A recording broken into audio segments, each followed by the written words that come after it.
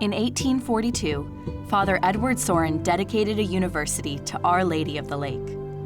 For 130 years, Notre Dame would train generations of men in the traditionally Catholic single-sex model of education. Let's go Irish! I think it was a macho place. It was big on sports. It had a very macho message, if you will, when you came to campus. It was great masculine Catholicity. Debbie Dell, class of 1976. Mary Ann Core, class of 1978.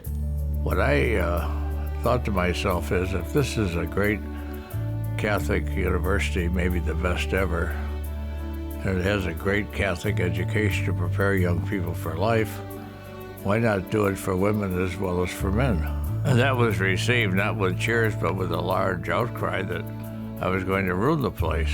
I'm Dolly Duffy, class of 1984. Vivian Gambera, Notre Dame class of 1997. Molly Fogarty-Buser, class of 2002. The leadership of Notre Dame and St. Mary's College looked into a merger between the two single-sex schools. Ultimately, the concept was rejected. Some people wish we had joined together, but I think we're certainly living together very well, and I think we have the best of both worlds.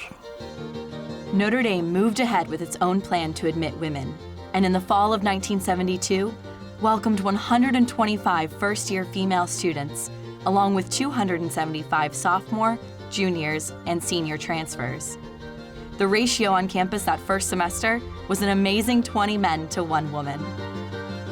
Long before I got here, long before I was even born, there were, a small group of women who decided that they could be the ones to change this place, and they did, and I'm grateful for that. I'm Katie Washington, and I'm a graduate of the class of 2010. We knew that we were first. We knew that there weren't many of us, but I didn't have a sense of history. At that time, girls or women were starting to break a lot of barriers, so it just seemed to be the next step. As soon as the first 125 were notified, all of us were getting letters from some of the seniors on campus telling us about themselves and that they would be there to help us, and oh, by the way, what their interests were, and if we wanted to follow up, here were their room numbers, their telephone numbers, their majors, and feel free to contact them. The transition did not happen painlessly. Many alumni and male students were outraged. Baden and Walsh halls were designated as women's dorms, displacing male residents and causing friction. There were things men got and women didn't get. Men got laundry service and got their beds made. Women got sheets and had to do their own laundry. We had kitchens, they didn't have kitchens. We had security locks on the doors, and at that time men didn't. The early female students faced other challenges in the very gender lopsided environment. Being the only girl in my class and being asked for the female point of view, and I'm 17 and trying to think, I don't even think I have a point of view. Being asked the woman's opinion in class when it was a statistics class. Being rated as you walk through the dining hall as to beauty, even comments about what you had on your tray to eat. By the fall of 1975, the gender ratio had risen to a more reasonable 4 men to every 1 woman. And all undergraduates only knew a coeducational Notre Dame. I think the university did a good job in a very, very short amount of time. The difference between my freshman year and my senior year was really significant in terms of the comfort level of the women here.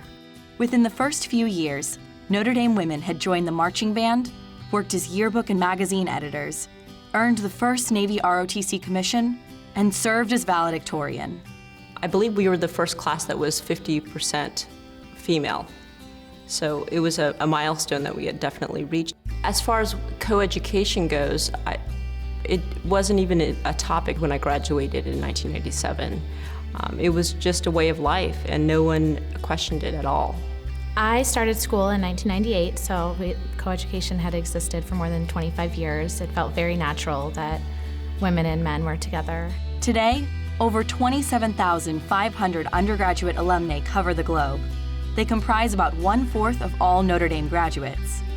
If you look at the quality of the alumni, male and female, that have graduated in the past 40 years and the influence they've had in government, in business, in law, There was no other decision for Notre Dame.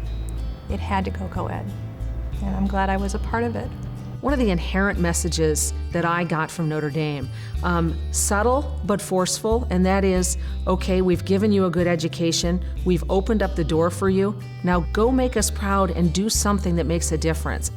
The Notre Dame experience taught me that it's good and it's acceptable and it's respectable to be a strong leader and an intellectual woman. And that might be to have an incredible career. It might be to do volunteer work. It might be to stay home and raise an incredible family. But whatever you do it well. I'm very proud of being a Notre Dame graduate and a woman of Notre Dame. We were all each other's bridesmaids. We were godmothers to each other's children. And we have really been there for each other, even long distance, through all the sorrows that come as life goes along, death and divorce. And it's been just a wonderful supportive network of deep friendships.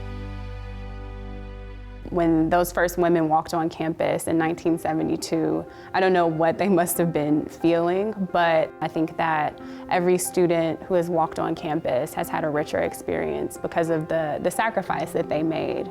To the women who came before us and who were the pioneers initially, I'd say thank you for laying the groundwork to make it so easy for us 25 years later. I think men and women at Notre Dame work together equally to create a very special thing.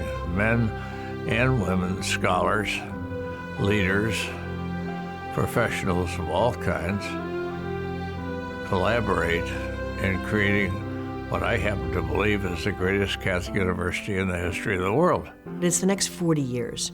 That's the reason to come to Notre Dame. It's those friendships that endure, and it's the lifetime experience. That's what Notre Dame is. The Notre Dame Alumni Association has created ND Women Connect, a program launched 4 years ago as a way for our alumni to support each other and strive to be a force for good in their local communities. ND Women Connect began with 4 pilot programs and is now expanded to more than 30 chapters nationwide.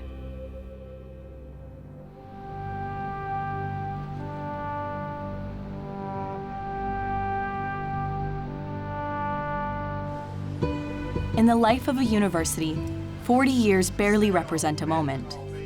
But the presence of women at Notre Dame for the last 40 years has indelibly strengthened the university's character and culture. At the Notre Dame Grotto is a small stone memorial commemorating the admission of women to the university in 1972. The inscription reads, "We are and forever will be grateful daughters of Notre Dame."